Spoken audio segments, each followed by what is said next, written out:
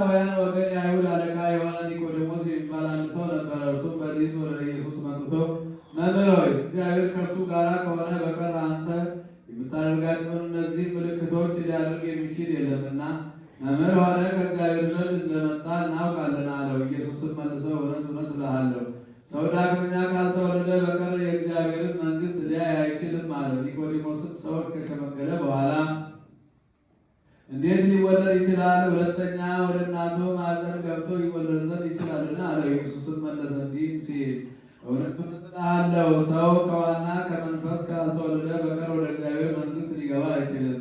ከሥጋ የተወለደ ሥጋ ነው፣ ከመንፈስም የተወለደ መንፈስ ነው። ዳግመኛ ልትወለዱ ያስፈልጋቸዋል ስላልክ አታድርግ። ነፋስ ወደሚወደው ይነፍሳል፣ ድምፁንም ትሰማለህ፣ ነገር ግን ከወዴት እንደመጣ ወዴትም እንዲሄድ አታውቅም።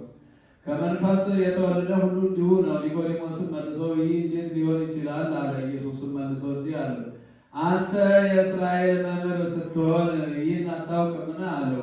እውነት እውነት እልሃለሁ የምናውቀውን እንናገራለን፣ ያየነውንም እንመሰክራለን፣ ምስክርነታችንን አትቀበሉም። ስለዚህ ስለ ምድራዊ ነገር በነገርኳችሁ ጊዜ ካላመናችሁ ስለ ሰማያዊ ነገር በነገራችሁ እንዴት ታምናላችሁ? ከሰማይ ከወረደው